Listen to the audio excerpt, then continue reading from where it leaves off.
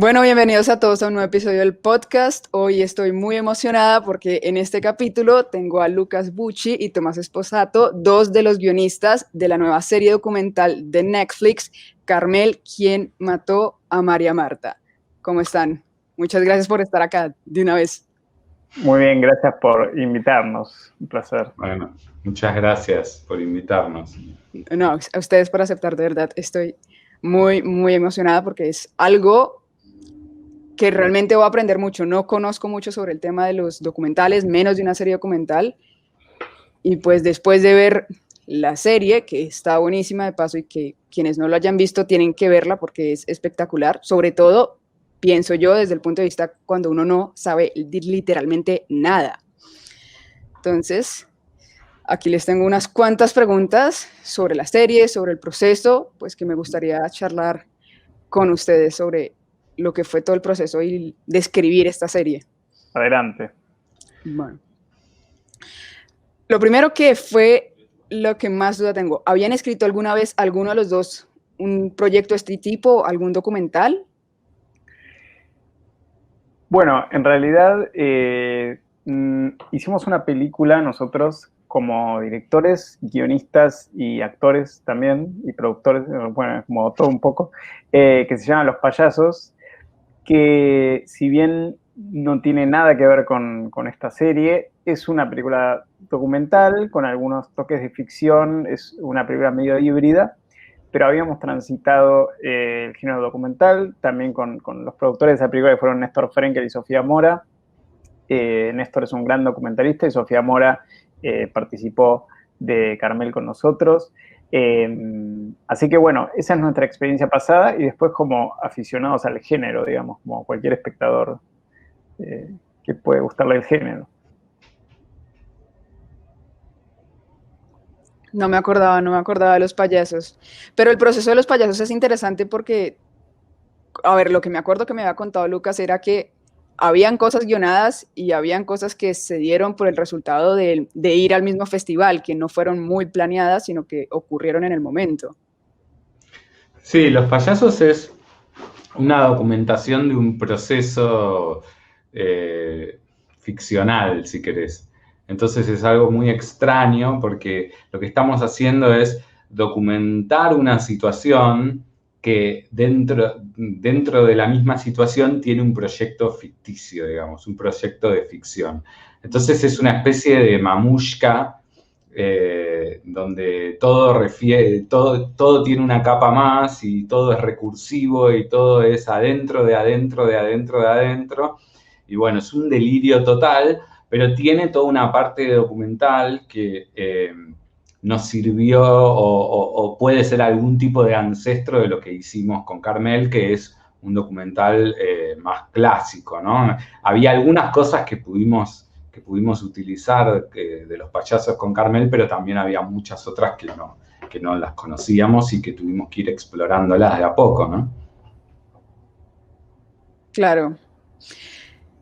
¿Y esta idea surge por idea de Netflix o es idea propia de ustedes? No, es una idea que en realidad surge en una charla con Sofía Mora, justamente, productora de Los Payasos. Estábamos hablando sobre el género True Crime y ella nos empezó a hablar sobre el caso García Belsunce, que nosotros conocíamos como conoce una persona en Argentina en general que transitó esas épocas porque fue un caso súper mediático. Nos pusimos a hablar del caso en una cena que tuvimos y la verdad es que quedamos bastante enganchados con la idea de hacer algo con eso. Ella ya tenía un proyecto en la cabeza, como tenía ganas de llevarlo a cabo, pero bueno, no se concretaba. Nosotros dijimos, hay que hacerlo, hay que hacerlo. Un tiempo después nos presentó Alejandro Harman, que ella conocía también de antes, con quien había hablado del caso un montón. Y bueno, básicamente nos reunimos un día los cuatro y dijimos, hagámoslo realidad, empecemos, digamos, soñemos en grande y pensamos qué podemos hacer. Armamos un proyecto, se lo presentamos a Vanessa Ragone, que es la productora de Haddock Films, que la verdad que lo hizo realidad, hizo que sea posible todo esto. Y después vino Netflix, digamos, o sea, Vanessa Ragón en relación con Netflix y empezamos a trabajar. Digamos, lo que teníamos hasta ese momento era una carpeta con nuestra idea de serie, pero bueno, con Vanessa, con Netflix, se hizo posible y bueno, acá estamos hoy. Ah, ok, tenía esa pregunta, pero solo fue como la carpeta con la propuesta de la serie, no hubo un capítulo piloto o algo así. No. Presentamos un proyecto que tenía digamos, el concepto de la serie, alguna estructura tentativa, etcétera, etcétera, y en el momento en el que se lo llevamos a Vanessa, Vanessa se encargó de hacerlo realidad, pero hasta que no tuvimos, digamos, el ok, no empezamos a escribir los guiones, ¿no? Ok, ok. Y ese ok que tienen depende solo de que pues la producción les diga que sí o en mi pregunta por todo lo que tienen de tantas personas reales involucradas, necesitan el permiso de la familia de María Marta para poder llevar a cabo esta serie. Bueno, en realidad, al ser un caso real, técnicamente, legalmente, tampoco estoy enteramente al tanto, pero uno no podría hablar de un caso legalmente sin el permiso escrito, por así decirlo, pero la realidad es que nosotros desde el vamos no queríamos hacer eso, queríamos contar esta historia de la mano de todos los protagonistas, llamando a todo el mundo, invitando a todos a participar para contar su verdad, su testimonio. Y por suerte nada, la verdad es que la gente empezó a interesarse y pudimos conseguir a prácticamente todos los participantes y tener todas las voces de los involucrados, casi todos, pero la verdad es que sabíamos que esta historia solo se podía contar si estaban todos dando su versión. Ok, pero entonces, a ver si entendí bien. El guión ustedes lo comienzan a escribir pensando en que todos los protagonistas estén involucrados, pero no saben si sí o si no van a aceptar. O, Eh, o sea, teníamos la idea de que había algunos protagonistas que iban a aceptar, pero bueno, a medida que fueron aceptando el resto, fuimos reescribiendo o pensando distintas, digamos, eh, es, es construir un relato con la realidad, entonces tenés que ir haciendo, tenés que tener que ir construyendo con lo que va pasando, que en algún sentido era un poco lo que estábamos haciendo, lo que hicimos con los payasos, ¿no? Y sí, obviamente había un par de protagonistas que eran muy importantes, que los tuvimos desde el principio, entonces estábamos más o menos tranquilos. Y después, a medida que se fueron sumando otra gente también muy importante, fuimos repensando algunas partes de lo que teníamos. Y luego, bueno, se hicieron las entrevistas, así que ahí tuvimos que volver a reescribir. Es muy distinto el proceso de escritura de un documental a uno de ficción, en donde, bueno, una vez que ocurre el rodaje, uno ya se desliga como guionista. Porque, bueno, porque después uno tiene que volver a escribir con lo que pasó en las entrevistas. justo eso iba a preguntar, ¿cómo se escribe un documental? Porque yo lo veo y pienso en las entrevistas y yo digo, hay muchas cosas que me imagino que ellos dicen que no contemplaron, no están guionados, están contando su verdad. Entonces, ¿cómo se escribe? ¿Cuál es la parte realmente que hace el guionista? Porque simplemente no me imagino que simplemente ustedes escriben las preguntas y ya está, o sea, va mucho más allá de eso. Sí, por supuesto. Para empezar, lo primero que hicimos fue encarar una etapa de investigación muy ardua y muy intensa, en la cual básicamente leíamos la causa, leíamos los libros, mirábamos el archivo, en un momento en el medio de la investigación nos llegó el juicio, es decir, reunir toda la información que nosotros podíamos reunir sobre el caso y que era muchísima, es decir, son 18 años de lo que va desde que sucedió este crimen y prácticamente en todos los años pasaron cosas, constantemente hubo giros en la causa, cosas que sucedieron y teníamos que saber perfectamente todo lo que estaba sucediendo. ¿Por qué? Porque eso nos daba una pauta de cuál era la información que teníamos para contar esta historia. Una vez que de alguna manera nos sentimos con material suficiente como para encarar los guiones propiamente dichos, hicimos una suerte de guión hipotético, en donde lo que hacíamos era armar los capítulos con la posibilidad de, digamos, suponiendo que todas las personas a las que les preguntábamos si querían participar nos iban a decir que sí. Es decir, queremos que este evento lo cuente esta persona y esta persona porque están involucrados. En general, la verdad es que había algún evento donde si había un testigo o una persona participante, decíamos, bueno, lo interesante sería que lo cuenten ellos, no que lo cuente alguien más. Entonces, de alguna manera hicimos un guión hipotético. Después de eso, empezaron las entrevistas que nosotros armábamos los cuestionarios, donde sabíamos básicamente para cuál era la información que necesitábamos o que nos gustaría saber de cada entrevistado, pero al mismo tiempo las entrevistas a veces toman su rumbo y la realidad es la realidad y obviamente nos encontramos con a veces respuestas que no esperábamos y a veces información adicional que incluso no sabíamos. Entonces, en ese sentido, después de esas entrevistas, ese guión hipotético cambió. Hubieron algunos entrevistados que se consiguieron, otros que no se consiguieron en ese momento, pero se consiguieron mucho después. Pero bueno, con el material de las entrevistas, ahí pudimos trabajar en algo mucho más certero y decir, bueno, este es el material con el que contamos realmente y a partir de esto vamos a armar un guión donde la historia se cuente con lo que tenemos. Entonces, básicamente armábamos tarjetas con time frames de las entrevistas, diciendo, bueno, esta porción de la entrevista va acá, esta va acá, y es una especie de rompecabezas entre entrevistas, recreaciones, archivos y todo que se fue armando hasta conseguir una versión de guión. Después se filmaron las recreaciones y después pasó a la mesa de montaje, que es casi otra instancia de escritura, donde todo ese material se une entre sí y se le da ritmo, musicalidad y todo lo que sucede en el montaje, que es importantísimo. Claro, oye, qué interesante. O sea, a partir de las entrevistas es que finalmente pueden tener, de cierta manera, una idea de por dónde llevar la serie narrativamente, como más claro. Exactamente, digamos, la entrevista es lo que sucedió realmente.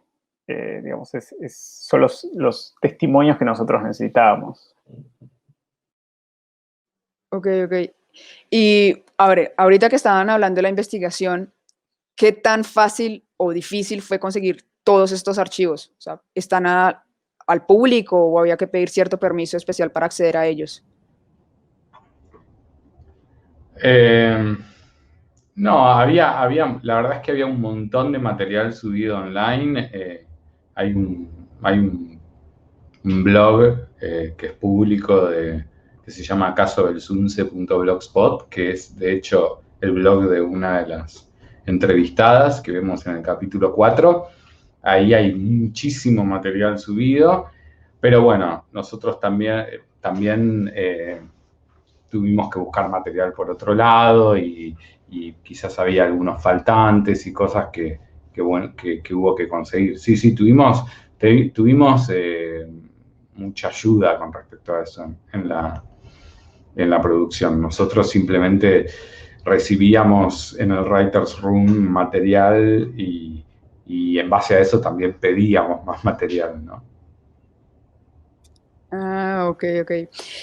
Y todo este tema porque pues es muy necesario y espeso de información de las noticias, de los periódicos, de todos esos que podemos llamar de cierta manera inserts, estaban contemplados en el mismo guión también o ya es algo de postproducción.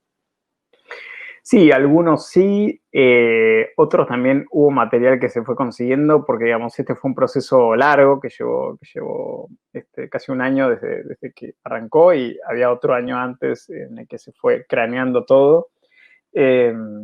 Pero la verdad es que hubo material que también fue llegando directamente en el montaje, sobre todo de archivo, porque, bueno, hay todo un tema de conseguir material de los canales. Había cosas que nosotros no sabíamos que existían. De repente era llamar a canales con la ayuda de Claudia Perel y Martín Sheines, que nos hicieron producción de archivo, era básicamente llamar a los canales y era como, bueno, necesitamos cosas de García Belsunce, del caso, y además nosotros sabíamos, en base a la investigación, días y fechas en los cuales había sucedido algo particular, digamos, no sé, sucedió una indagatoria, sucedió algo a nivel judicial, entonces decíamos, ¿qué hay en este canal en esta fecha sobre este caso? Y entonces era como un laburo más al revés, digamos, no sé, se hablaba de la familia que, por ejemplo, Malú, una de las bloggers, cuenta en el documental que ella en un momento tenía una visión sobre el caso y vio a la familia en el programa de Susana Jiménez y su visión del caso cambió rotundamente. Bueno, ese era un momento poderosísimo desde la narrativa y obviamente lo que hicimos fue ir a buscar ese momento de Susana Jiménez, porque digamos algo que está inmiscuido en la historia, así como muchas otras cosas. Entonces era como decir, bueno, ¿cuándo fue la familia de Susana Jiménez? Consigamos eso para también ejemplificar todo lo que sucedió, porque los medios eran como una capa adicional en esta historia, donde incluso llegaron a tener un impacto judicial, digamos, se ha hablado en el juicio sobre lo que han dicho ciertos periodistas y lo que ha dicho la familia en ciertos programas de televisión, entonces no era independiente una cosa de la otra, era algo que a su vez contaba la historia de manera paralela. Ya. Bueno, y esta sí me parece súper interesante. Quiero saber cuál es la respuesta, que es, ¿qué tanta estructura de, pues la que nosotros trabajamos en el lab fue la de los 3 actos de Sitfield, qué tanta estructura o no se utiliza en este documental, en el proceso de escribir un documental? Bueno, nosotros somos de formación guionistas, o sea, no íbamos a contar una historia de ninguna otra forma. Por supuesto, los desafíos son grandes porque uno no puede inventar las cosas ni puede crear nada, sino que tiene que utilizar el relato y cómo se dieron los eventos. Uno no los puede torcer, digamos. Entonces, ese desafío era un lindo desafío porque al mismo tiempo queríamos que haya arcos dramáticos, queríamos que haya giros dramáticos. Entonces, si bien es un trabajo muy distinto hacer un guión de ficción, es un trabajo que tiene mucho de guión también, con otros constreñimientos, digamos, con otras constricciones. O sea, no podés decir que algo pasó antes de lo que en realidad ocurrió. Entonces,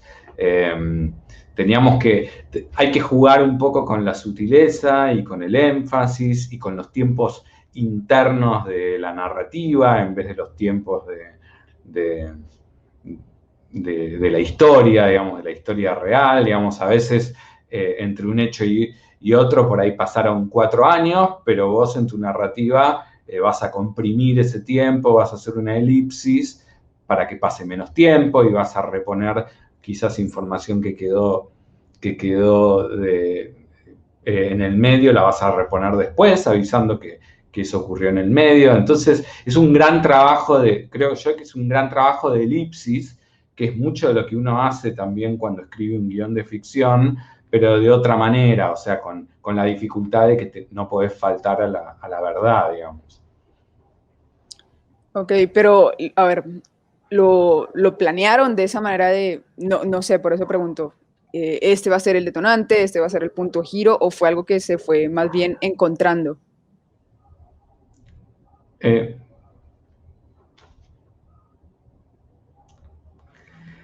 No, o sea, internamente nosotros teníamos en nuestro trabajo del Writer's Room, sí, ciertas ideas acerca de, bueno, este evento puede ser un detonante para este personaje, este sería un punto de giro, y por supuesto teníamos el cambio de los personajes, teníamos la modificación de la trama. ¿No? Sí, lo pensamos de esa manera, sí. Sí, Ok, sí. ok. Es bastante interesante, la verdad. Y hablando de una vez de esto que estamos hablando del tema de la ficción y el documental, ¿qué tanta ficción tiene este documental o qué tanta ficción, según ustedes, se puede permitir un documental? Eh, bueno, es una buena pregunta. A ver, la ficción y la realidad es algo que a nosotros dos como dupla autoral me parece que nos interesa mucho desde distintas perspectivas, digamos, porque es un tema que podríamos estar hablando horas y horas sobre eso y las distintas posibilidades de las cuales se puede abordar ese tema. Hay un punto que quisimos tratar acá, porque digamos, la ficción en el documental es un tema delicado y mucho más cuando es un caso real y mucho más cuando es un asesinato, por supuesto. Entonces, más que la ficción o no ficción, hubo un tema que nos interesaba tocar que tenía que ver con la verdad.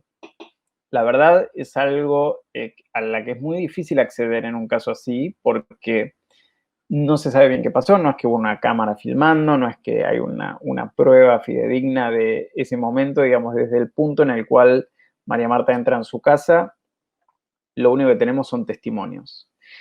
Los testimonios, algunos pueden ser verídicos y algunos no. Digamos, de todas las personas involucradas, digamos, hay algunos que pueden no ser del todo verídicos por alguna razón y por otra, digamos, no por un testimonio no del todo verídico implica culpabilidad.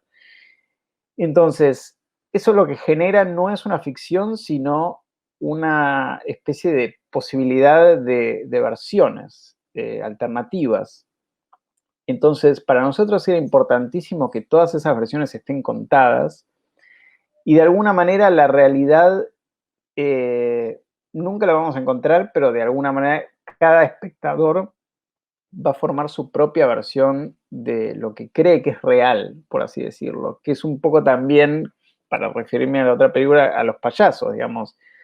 Sucedió con los payasos que bueno, distintas personas tenían distintas visiones de si lo que había sucedido era real o no, y en un tono totalmente distinto y con otro tipo de respeto, sucedía también acá, digamos, sucedió que la verdad terminó siendo distinta para cada persona que vio este documental, porque nos han dicho personas como, no, este documental es súper a favor de la familia y este documental es súper en contra de la familia, y era el mismo documental, pero eran distintas personas. Entonces, eso hace que, no es que se genere una ficción, sino que se generan realidades posibles, por así decirlo. Ok. Y ahorita que Lucas estaba hablando del Writer's Room, por los créditos, yo me entero que ustedes son 4 guionistas los que trabajaron en esta historia. ¿Desde el inicio fueron los 4 o pues comenzaron ustedes 2 y luego se fueron sumando más personas?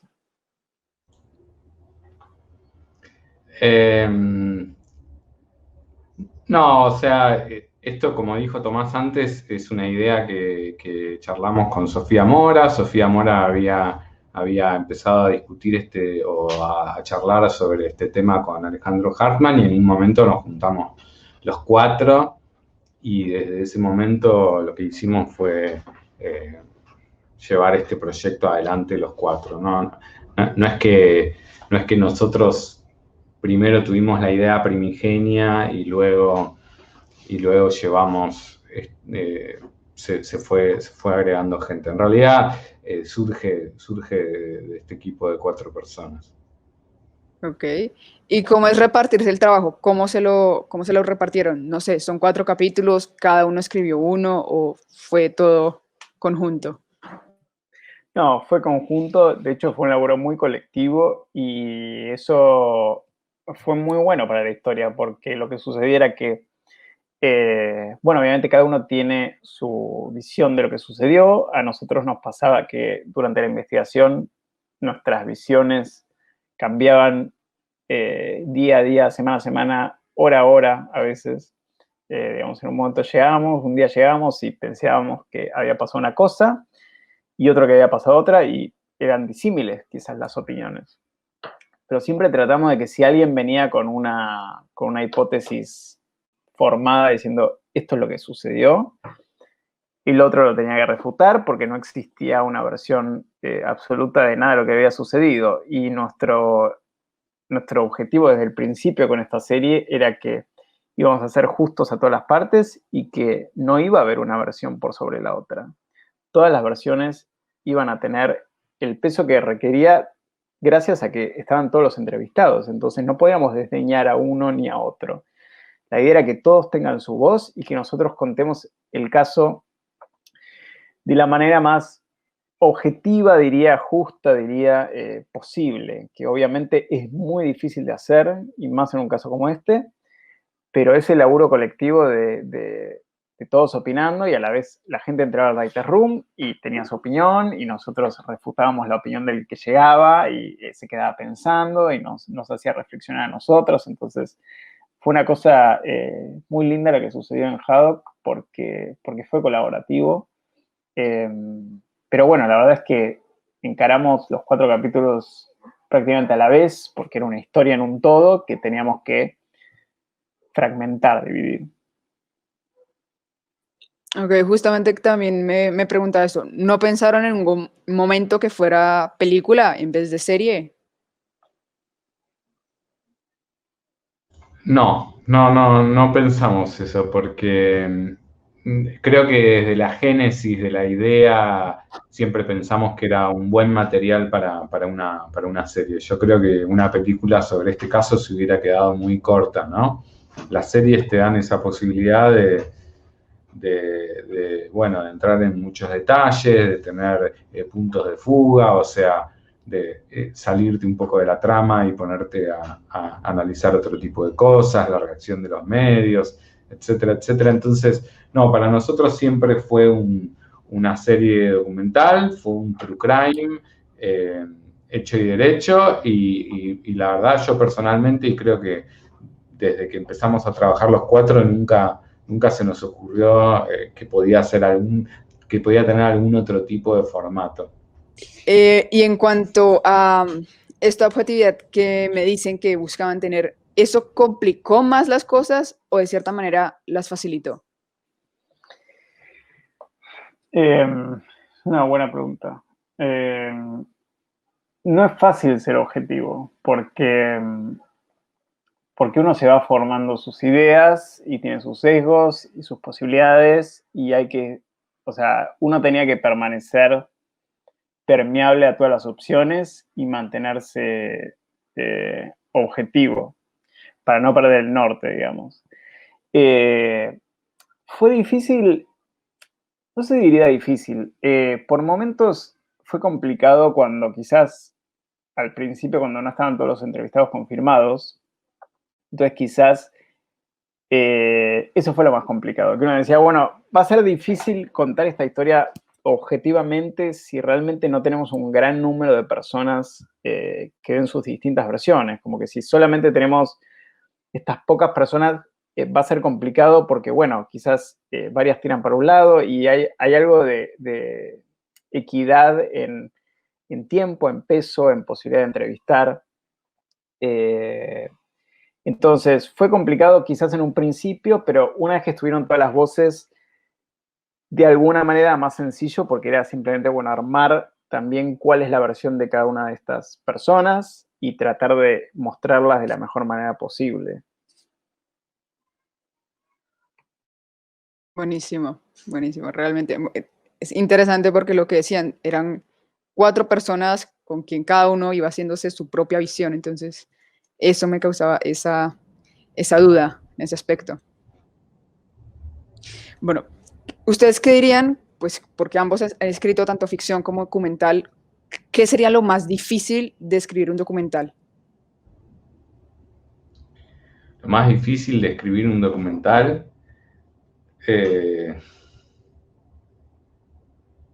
yo creo que todo es difícil de escribir. No es que no quiero responder la pregunta, pero a mí me resulta difícil escribir todo. Todo lo que es escribir me resulta difícil.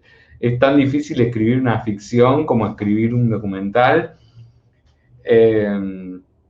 Y no sé, Creo que quizás el documental tiene la ventaja de que hay momentos en la realidad que son impensados, o sea, es imposible imaginarlos, ¿no? Es como hay salidas de los entrevistados, hay hechos en el mundo que son excepcionales y que si uno los pusiera en un papel serían inverosímiles, ¿no?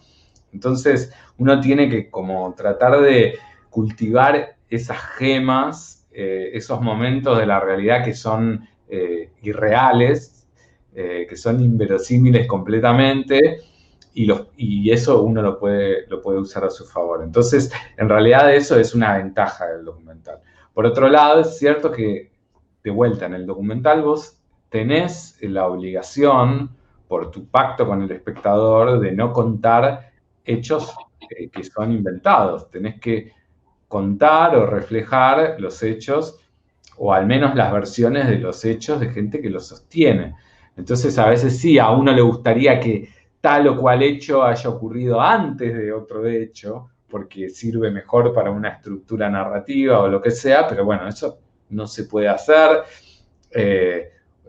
No hay forma de hacerlo. Entonces, quizás esa es la dificultad. Bueno, cuando uno escribe una ficción, dice, no, pero mejor que este hecho que pensé acá pase antes de este otro hecho que pasa acá. Porque, como sabemos, una narración no es más que una cadena de eventos en causa y efecto, ¿sí? Es una consecuencia de causa y efectos. Entonces, el orden de los factores siempre altera el producto, ¿no es cierto? Siempre un evento antes que otro es distinto. Y entonces siempre que cambies el orden, cambias. Y en el fondo un guionista es bastante eso, ¿no? Es bastante el orden de los eventos, las perspectivas. Todo eso está tanto en el documental como en la ficción. No veo gran diferencia entre hacer una escaleta de un documental y una ficción, salvo que en la ficción tenés más libertad para definir cómo ocurrieron los hechos. Sí, el problema es cuando no pasa nada, me parece, la realidad.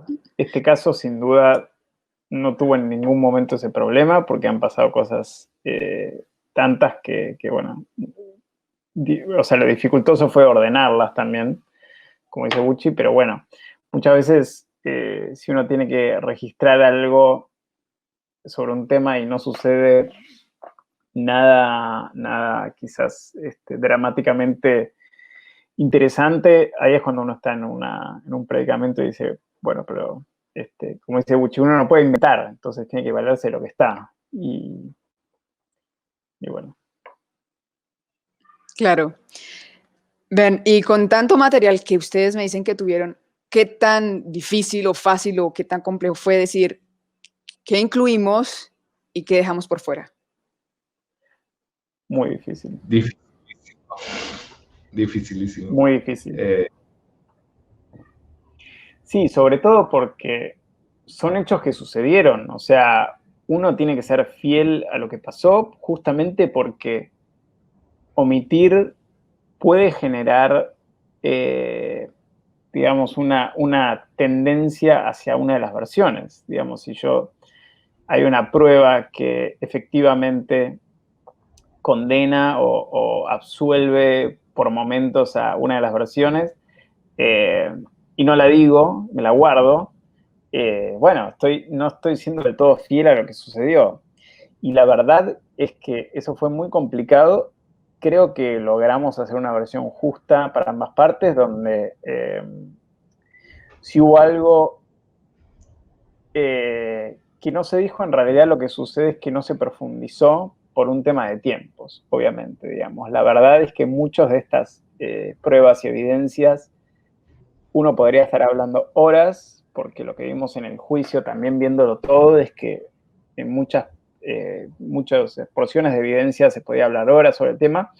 Pero bueno, obviamente hubo que tratar de priorizar y tratar de entender rápidamente el impacto que tuvo cada uno de los hechos y cómo se sucedieron. Hubieron muchos hechos que quizás no llevaron a nada y por eso no pudimos profundizar tanto, porque evidentemente no tuvo un impacto dramático en todo lo que sucedió después, pero creo que incluimos todo lo que hace esta historia y tratamos de hacerlo de manera equilibrada. Ok, sí, me preguntaba esto. Supongo que hay un montón de cosas que pues yo no conozco porque no las he visto, pero sí me planteaba esto, tanta información que hay, porque se ve a través del documental toda la información que hay, cómo contamos, cómo saber qué incluyo, qué no incluyo, pues me parecía interesante saber. ¿Y siempre pensaron que eran 4 capítulos? En un primer momento pensamos que podían ser un poco más.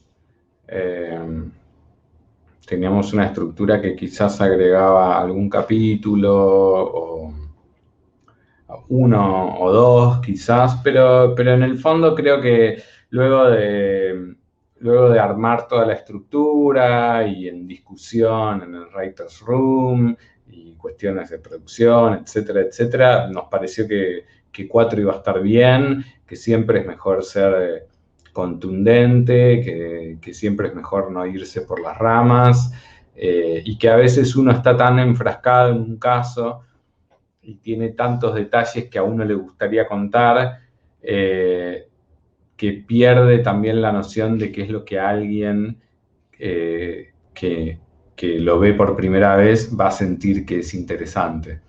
Entonces, a veces que algo sea breve lo vuelve más poderoso, ¿no? Claro. Y ya que mencionas el Writers Room, que realmente no es una figura típica aquí en Latinoamérica, ¿cómo funcionó en el caso de ustedes? ¿Así realmente había un Writers Room o era por Skype? No, literalmente, o sea, esto, bueno, se hizo pre-pandemia, casi toda la serie, salvo la parte de la postproducción. Literalmente había un writer's room, que es algo que, si bien con Bucci venimos laburando hace tiempo, y el writer's room es a veces una de nuestras casas, es algún café, es algunas cosas. En este caso en particular, tuvimos una oficina dentro de Havoc Films, donde respetábamos un horario, digamos, fuimos muy disciplinados en eso, y eso agradecemos también a la producción, porque nos permitió dedicarnos full time a eso, tener un espacio donde teníamos una cantidad de papelitos que inundaban todas las paredes, que al principio eran pocos, con algunos datos que necesitábamos memorizar, y terminamos teniendo todas las paredes empapeladas, digamos, de eventos y cosas para poder ordenarlas, y corchos con cada capítulo, porque obviamente era visualizar y era decir, bueno, esta porción de información, ¿cómo la traemos? ¿Cómo hacemos? Y bueno, también teníamos un montón de material de archivo, que había un lugar donde tenía que estar. Entonces fue literalmente un writer's room, un lugar muy dinámico donde muchos entraban y salían, y bueno, nosotros nos quedábamos ahí, pero firmes todos los días. Y funcionaba igual, como esto es más típico en Estados Unidos, con un horario establecido, como así, ¿sabes? Todos los días, de tal hora a tal hora. Sí, teníamos un horario de trabajo, no, tampoco tan estricto, pero sí teníamos un horario en el que entrábamos y nos íbamos organizando las tareas a medida que iban ocurriendo las cosas. Y sí, se discutía un montón en el writer's room. A veces nos tocaba que nos teníamos que poner a escribir, entonces la discusión cesaba y nos poníamos cada uno con su computadora a escribir partes, etcétera, etcétera. Pero al tener un lugar físico compartido, todo el trabajo que vos hacés de escritura, después se va...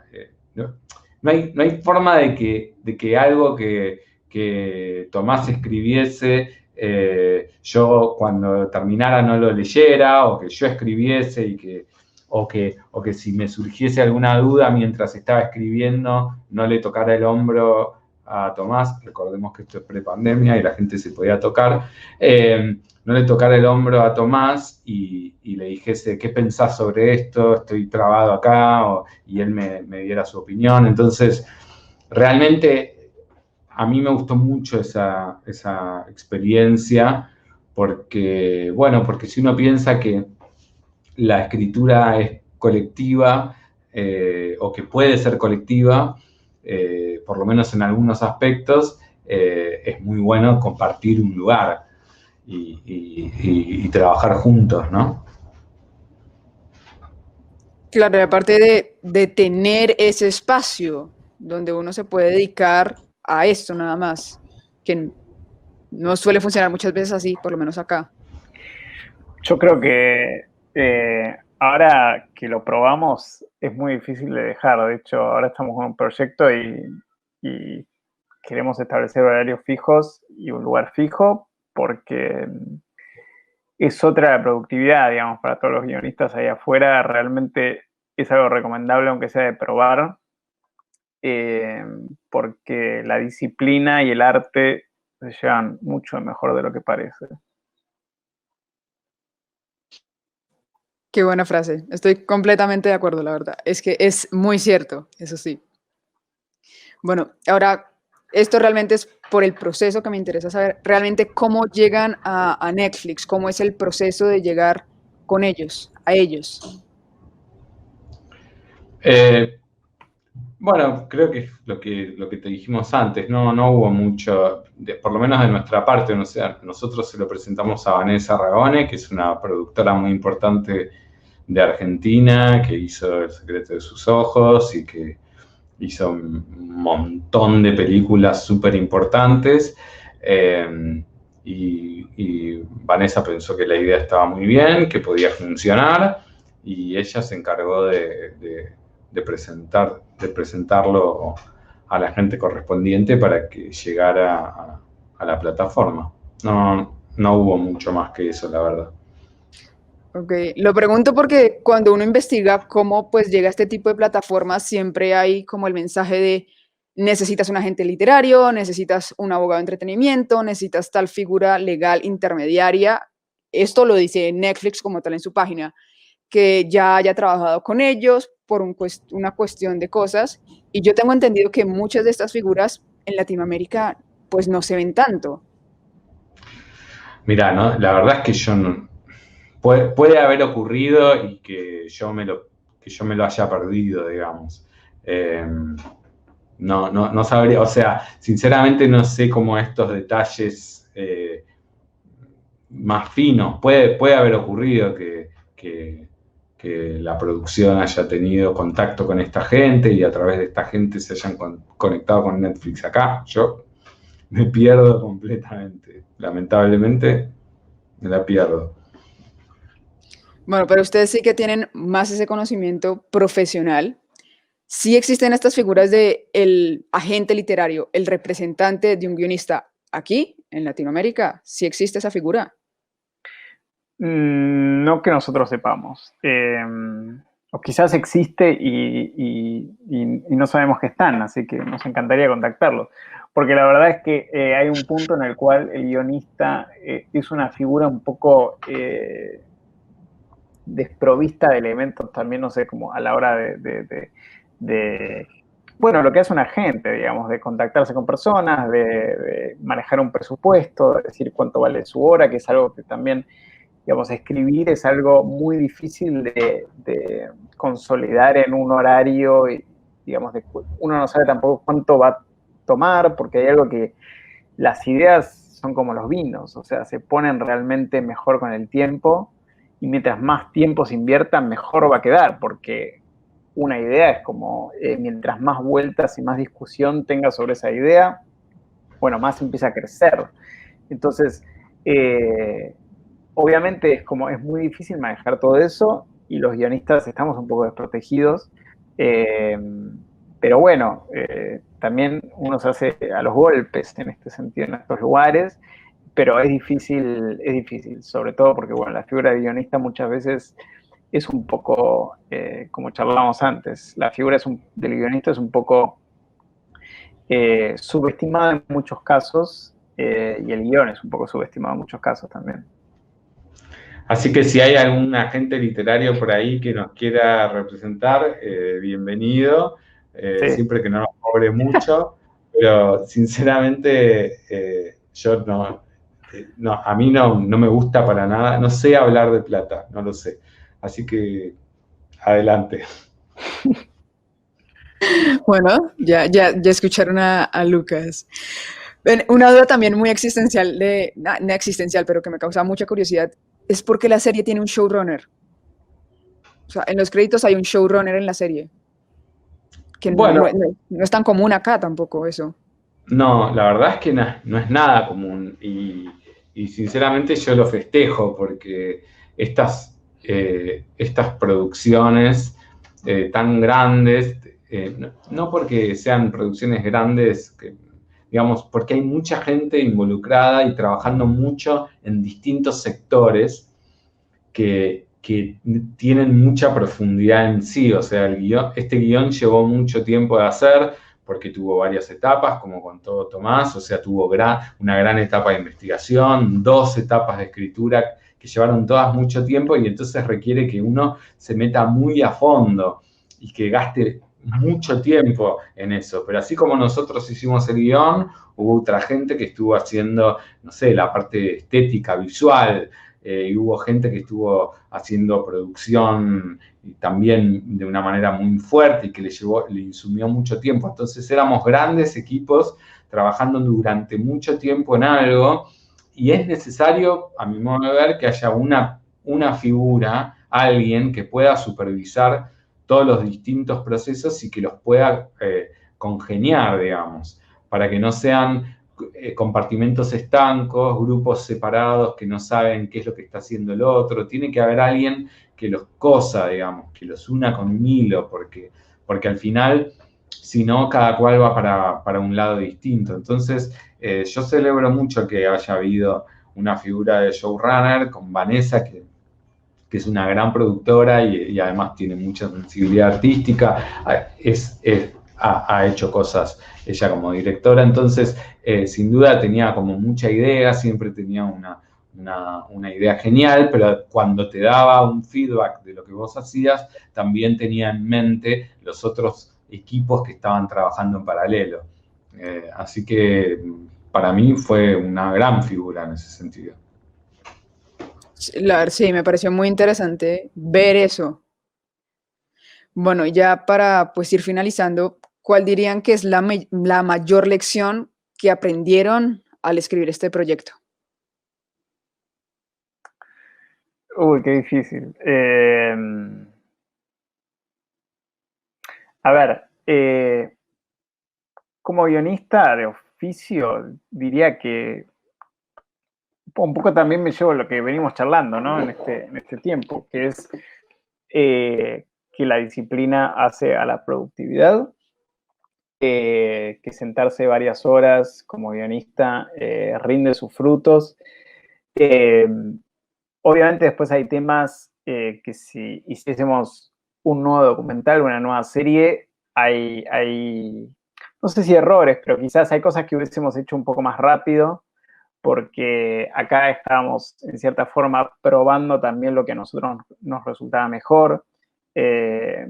Digamos, encaramos esto con una profunda investigación y sabiendo el género, pero la realidad es que en muchos casos estábamos probando lo mejor para escribir, digamos, no sabíamos si esto de la hipótesis narrativa en un guión iba a rendir sus frutos, no, si iba a hacer cualquier cosa, pero la realidad es que a medida que fue avanzando el proyecto nos dábamos cuenta que el guión empezaba a tomar forma como guión. Entonces, sin dudas, elaboramos mucho la escaleta, que es algo que, bueno, a veces los guionistas y los alumnos de guión sobre todo, los dos demos clases en el laboratorio de guión y sabemos que la escaleta es algo un poco desdeñado, pero en casos como este es muy refrescante porque es lo que uno necesita ejercitar la forma que tiene cada historia. Bueno, esas son algunas cosas, pero me quedo pensando también. ¿Y cuál es la mayor enseñanza? Es difícil esta pregunta. Es muy difícil. Sí. No, creo que una de las grandes enseñanzas, es algo que yo ya sabía, pero creo que es como una reafirmación, que es que realmente el trabajo de guionista, o gran parte del trabajo de guionista está relacionado con la escaleta, con el orden de las cosas, ¿no? Porque muchas veces uno escucha, y yo recuerdo haberme llevado una gran decepción cuando estudié guión, que me dijesen los profesores que el diálogo no es tan importante. Y en general uno piensa, mirá qué diálogos que tiene esta serie, mirá lo que le dijo y lo que le respondió, y uno dice, el trabajo del guionista es eso, hacer diálogos maravillosos. Y cuando uno va y entra a un lugar donde le enseñan guión, les dicen, los diálogos vienen mucho después. Y uno de los grandes oficios, no quiero reducir el oficio de guionista a la escaleta porque no, pero el gran trabajo, el trabajo más duro y que termina dando mayores frutos por parte del guionista está relacionado con la escaleta, ¿sí? Está relacionado con la construcción de una escena, con lo que pasa detrás de la trama, con lo que significa esa trama y con el ordenamiento de los eventos en una causalidad determinada que lleva a un final. Entonces, uno diría, en un documental es un poco más fácil darse cuenta que el trabajo del guión está relacionado con esto, porque uno no le pone palabras a los entrevistados. Los entrevistados dicen lo que quieren decir. Entonces, el trabajo de guión está mucho más claro, o el trabajo de la escaleta está mucho más claro en un documental. Ok, total. Bueno, ya la última pregunta es, ¿qué consejo le darían ustedes a pues, aquellos guionistas que recién están comenzando o que todavía pues, no han logrado la producción de un proyecto? ¿Qué consejos? Yo diría que no se cierren a nada, como que hay algo importante del oficio del guión que tiene que ver con poder contar una multiplicidad de historias de distintos géneros, formas, colores, lo que sea. Y la verdad es que, más allá de que uno, por supuesto, tiene cierta afinidad con algunos géneros o algunas cosas en las que uno se siente más cómodo, está buenísimo salir de la zona de confort de lo que uno cree que le sale bien para explorar otras cosas y decir, digamos, no encasillarse, como esta idea de, no, yo quiero ser un guionista de el género terror. Entonces solo voy a hacer cosas de terror y si me surge la posibilidad de hacer algo que sea una comedia dramática, no la voy a hacer. Que puede ser, o sea, es totalmente válido porque cada uno tiene que hacer también lo que a uno le haga bien y lo divierta y lo disfrute. Pero al mismo tiempo, creo que en nuestra carrera, también con Lucas como dupla, hemos hecho una multiplicidad de cosas y cada cosa, si bien era completamente distinta entre sí, pudimos decir en la mayoría cosas que nosotros queríamos decir. Y no hay que hacerle asco a nada y nada es tan malo como parece. Y la verdad es que lo que sucede es que uno teniendo versatilidad puede lograr cosas como me parece que sucedió en Carmel, que es que pudimos hacer un laburo con el que estamos muy contentos, si bien no lo habíamos hecho algo así antes, pero que la pasamos bárbaro gracias a poder explorar distintas cosas, ¿no?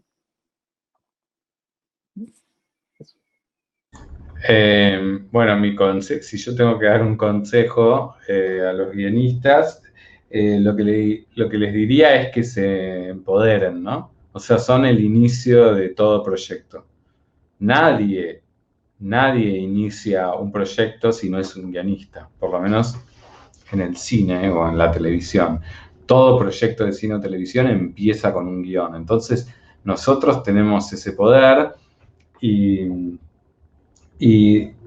entonces, digamos, no dependés de nadie para escribir, simplemente de escribir. Entonces no le tenés que pedir permiso a nadie. Por supuesto, y además, adicional a esto, una vez que escribiste algo, tenés algo en tus manos que si está bien y si funciona, es el inicio de un proyecto.